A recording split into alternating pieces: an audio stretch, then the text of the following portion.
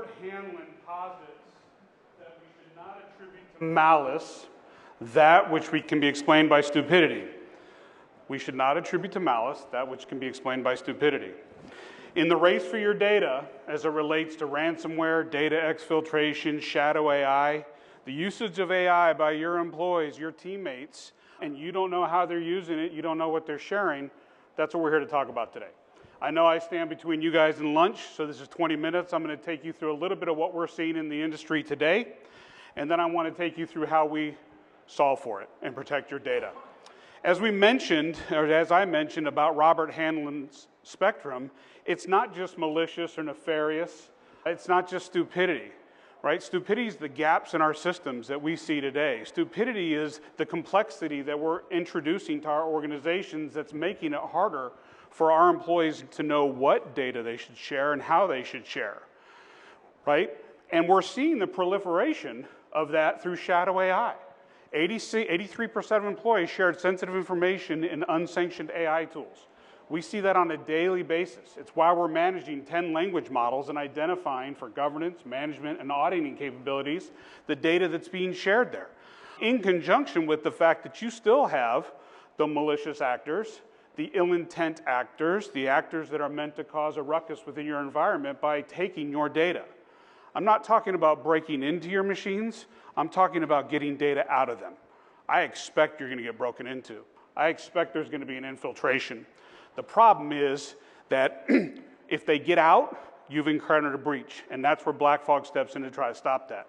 It doesn't matter to us what industry we're talking about. We see disclosed, we see undisclosed data. We monitor the dark web on a very regular basis to keep tabs on these bad actors, to understand what they're doing, to build it into our behavioral algorithms and our machine learning, to ensure that for our clients it doesn't happen again, right? Or at least not on our watch. It's also concerning because we're seeing it grow across the board, whether it's ransomware groups, the size of ransom demands over $1 million at this point in time, whether it's the size of the data exfiltration, 1.4 terabytes, as we last counted, and IBM validates that number, or organizations in countries that were targeted. We're seeing this all around the world. We talk about Russia, we talk about North Korea, we talk about China, but we're seeing it in Eastern Europe.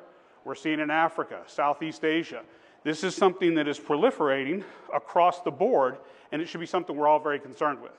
Because again, we're only adding more tools, we're adding more employees, adding more complexity, and what that means is that we have the risk of our data falling into the hands of somebody we don't want it to fall into. And if you work for one of these companies, if you've worked for Land Rover Jaguar, you know the cost of this. This isn't just about the data's gone missing. It's about remediation. It's about reputation. It's about who has a budget for remediation. Show of hands. Who has a budget in here for remediation, for a data breach, a ransomware attack? Nobody has an extra $1 million lying around to cover that? So if you don't have the budget for it, you better figure out a way to stop it up front. And that's where BlackFog steps in, because we're not focused on preventing, we're focused on stopping, right? We're not trying to assess who's coming in the front door, we're trying to figure out who's getting out the back door with your data. Unfortunately for these organizations, they didn't catch it in time, and it's cost them an awful lot. Reputational damage, financial, it's cost jobs. It is a big risk for all of us. And what we see here is that the average cost of a data breach or ransomware or extortion event is just over $5 million, right? That's when you bring in everything that comes along with this. New systems, new lawyers, new remediation, new contracts, new software. All the things that are required to deal with this, because it's no longer just getting your system and playing around. It's no longer getting your system and encrypting it and holding it hostage. It's exfiltrating that data, taking the data out of the device, and holding you hostage for it. 96% of the time. That's what we're seeing. In conjunction, we've decided, said, hey, real-time visibility, continuous analysis, deep protection insights that we've built for the last 10 years at BlackFog with our behavioral algorithms, and our focused intelligence to make sure that it doesn't happen again, that we're monitoring the dark web, that we're assessing what's going on in the larger environment, and applying that to our clients to make sure their data is secure at a moment in time. So the question for you is, do you believe that AI is a double-edged sword? Can it be good? And are there threats that come along with it? We certainly believe that. We see it across the board, whether it's social engineering attacks, phishing attacks, deep fakes, malicious chat bots, ransomware. All of these are being impacted by AI, yet in my company, we still encourage our employees to use AI. Now, we don't use the free versions of AI to protect and make sure that our data isn't being used to train a language model, but most organizations are. And unfortunately, most organizations don't even know how much their employees are using AI. We have a client that came on board, and during our proof of value, in the first 3 days, we identified over 1 million hits of AI in 3 days for a company that had 200 people. 1 million hits. Did they know what was being shared? No. Was it IP? Was it personal information from employees? These weren't bad actors. These were employees trying to do a better job, just like we all are, trying to be more productive, more efficient, drive a better experience for our organization, deliver the company's vision, value, and growth. Yet they're sharing information that should not be shared and nobody knows. We want to make sure that you know what's being shared and you have control over what's being shared. Back to this right here, some data that I think you might find interesting, that for each of these breach or threat vectors, here's what we're seeing. Deepfakes, 35% of them are AI-driven attacks, right? Social engineering, 90% of all cybersecurity threats in 2024 were driven by social engineering. We have a client that just brought us up one today where their major vendor, a very large computer company, it's well known, everybody would know their name, sent them an email, only it wasn't them, but it looked like them, and their employee clicked on it. And it cost them a lot of money to get out of that situation. It was just a general phishing attack.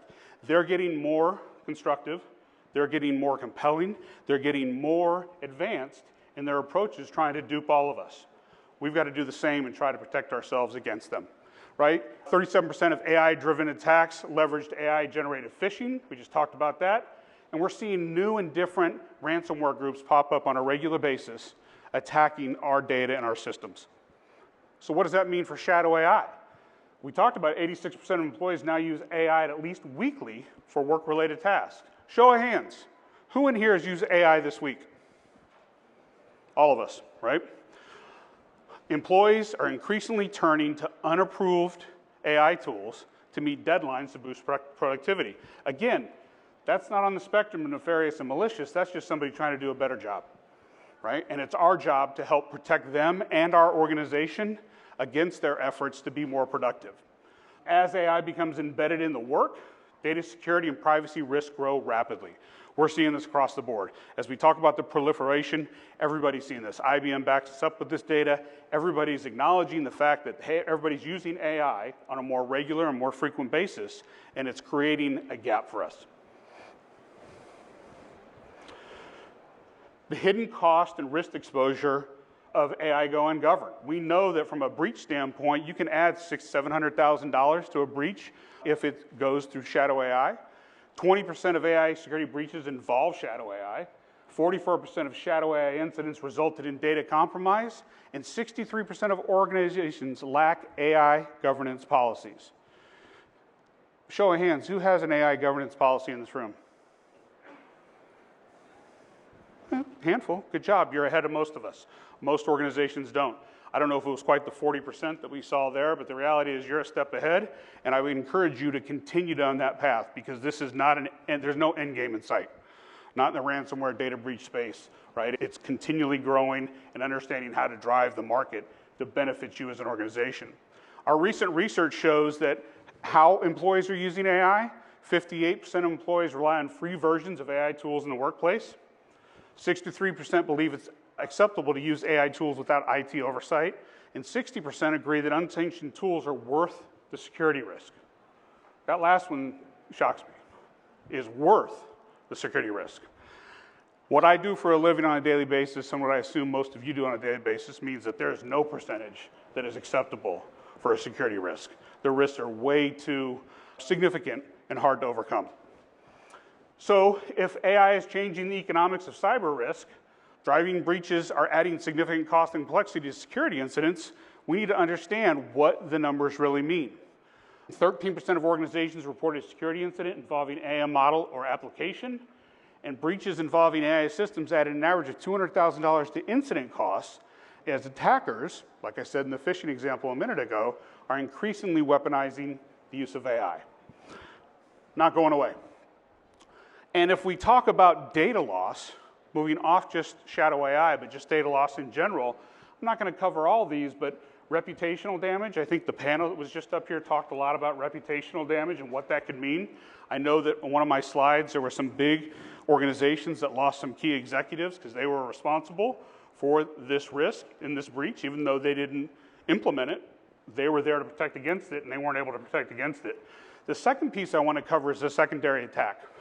The other ones kind of speak for themselves, but what we found is that if you've been breached once, you are highly targeted again, right? Certainly for the same vulnerability to make sure that you've patched that, but more so the fact that if they feel like they found one way in, they can find another way in. We see this over and over again. So that secondary attack is critical as we manage our data, our structures moving forward.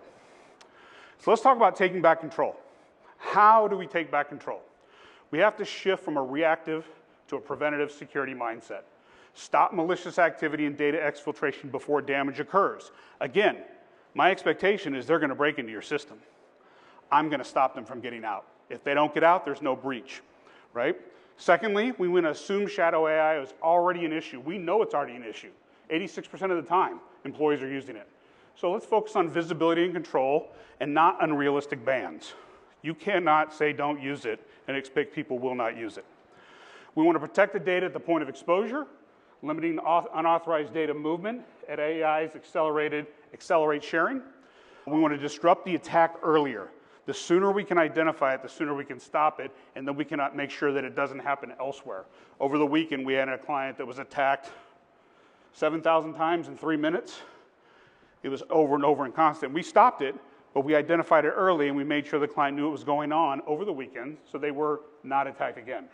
We want to block outbound connections before threats escalate.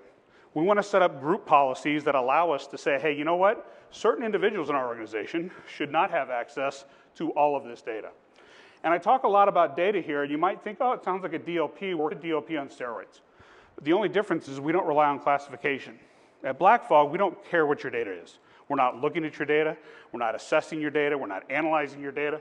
We're blocking at the packet header level before data leaves the device when it looks suspicious to us, based on our learnings and our key indicators.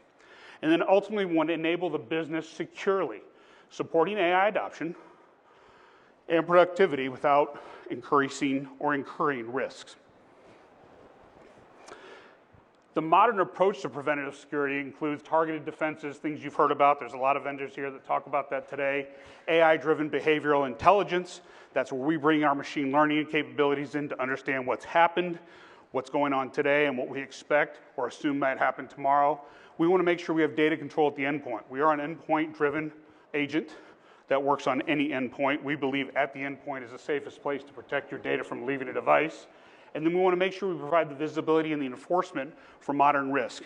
Those are four kind of crucial pillars that we think are important to our solution and how we protect your data. And then how it works. Again, there's the defensive approach. We all understand antivirus and perimeter defense, DLP tools, EDRs and XDRs. And don't think I'm standing up here saying you should not use those. You should use those plus. You should use those and. Hopefully, plus and come in with BlackFog on the back of it, because we're the ones at the back door providing the preventative approach, the outbound protection, the prompt security protection, AI threat containments, insider threat management, and AI governance that gets through, all too often, the front door.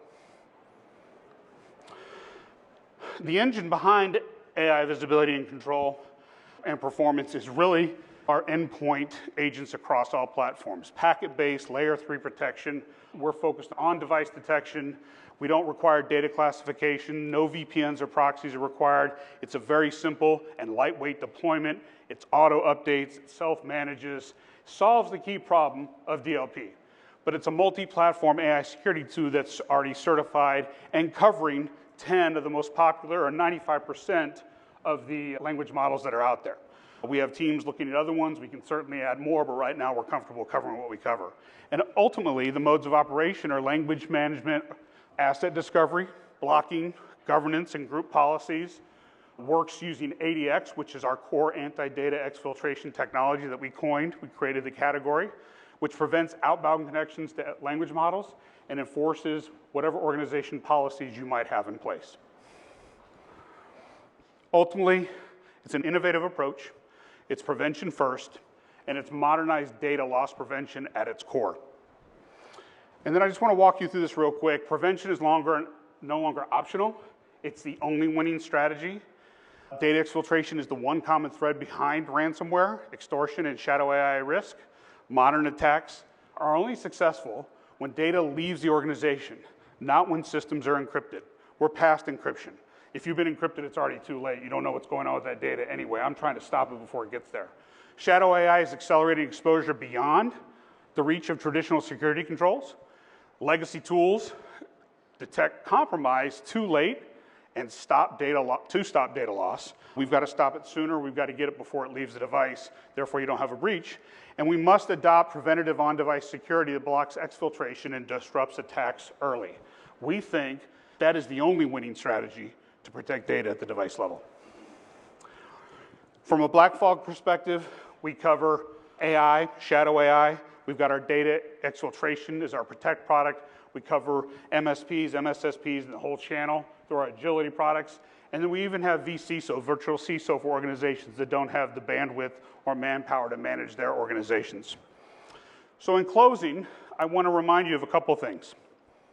They say that when you present, you should tell them what you're going to tell them, and then tell them what you told them, right? So it's not just malicious actors, it's systematic gaps. Attacks are increasing and evolving. The real objective is data exfiltration. AI is accelerating both attackers and internal risk. Traditional security is misaligned. BlackFog solves this actual program. As AI accelerates risks, the organizations that win won't be the ones that detect faster, but the ones who prevent smarter. BlackFog solves that actual problem. If attackers can't get your data out, the attack fails. It's that simple. Thank you for your time today.